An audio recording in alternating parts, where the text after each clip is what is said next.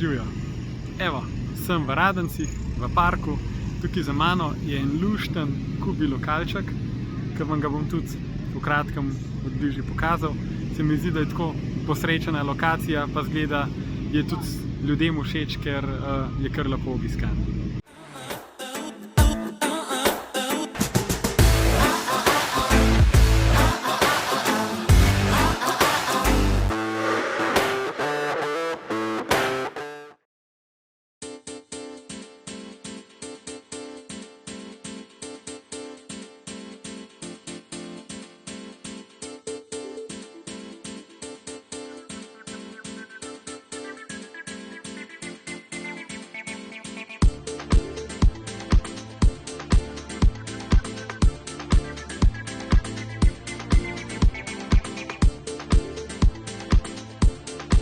Evo, zdaj grem pa pogledat še eno lokacijo, tudi v Radencih, pa še ena lepa stojnica. Evo ga, nadaljujem svojo pot, še vedno sem v Radencih. Evo pa, če tole stvar obrnem, imamo še eno stojnico, zelo podobno, pa zraven en tak lušten lokalček, danes zaprt. Če pa kakšna fuzbal tekma, ga pa verjetno prav s ponosom odprejo.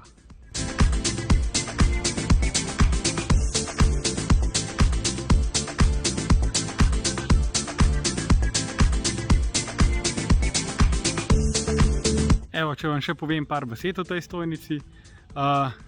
Narejena je po meri in dimenzijsko, se pravi, lahko se prilagajamo. V večini primerov naredimo že kar izolirano, lahko naredimo noter pult, lahko naredimo elektroinštalacije. Skratka, vse, kar je potrebno, da je pač taka stojnica na mestu uporabna.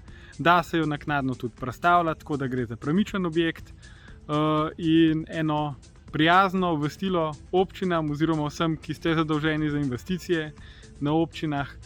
Trenutno imamo še čas, da kakšno stojnico naredimo pred božično-novoletnimi prazniki, tako da kar pogumno. Evo, takole. Zdaj pa šibam na slovensko-madžarsko mejo oziroma zelo blizu na podeželje pogledat še eno, pa bom rekel, presenečenje, ker mislim, da bo kar zanimivo. No, za tole se je bilo pa vredno voziti še 1 uro naprej od Radencev proti Madžarski.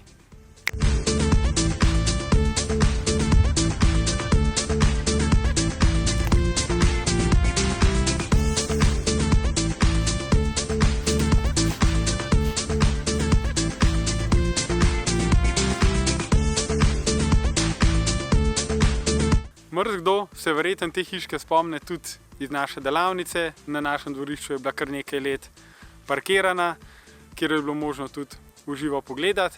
No, zdaj po nekaj letih je pa končno dobila svoje pravo mesto, lokacijo, ki si jo tudi zasluži, sred narave, tam, kjer je mir, tam, kjer po noč slišimo samo čričke, po dnev pa samo ptičke.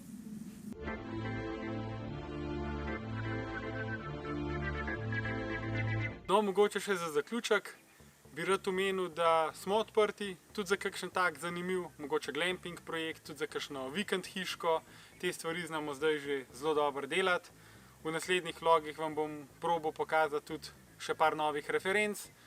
In pred nami je jesen, pred nami je zima. To je za nas čas, ko imamo bistveno več časa za načrtovanje, za reševanje kakšnih posebnih detajlov, ne vem, unikatnih projektov. In če ima kdo kaj podobnega v planu, evo, tukaj smo, da pomagamo. Moja pot se danes sicer nadaljuje še na Koroško, ampak vam jo bom pa izdal šele čez 2 tedna, tako da današnji vlog s tem posnetkom zaključujem. Drugo rundo vam pa pokažem naslednjič. Hvala, da ste bili z mano. Čau, čau!